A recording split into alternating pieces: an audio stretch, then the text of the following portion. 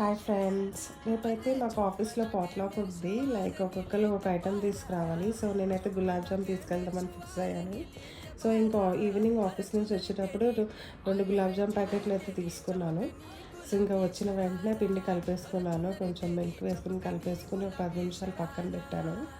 So దాని తర్వాత ఒక ప్యాకెట్‌కి 35 ఉండలైతే అయ్యాయి. 2 ప్యాకెట్స్ కదా, 70 ఉండలు అయ్యాయి.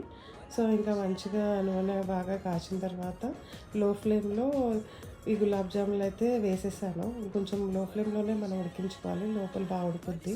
సో దానికి తగ్గట్టుగా యాలకుల పొడి అయితే దంచేసుకున్నాను.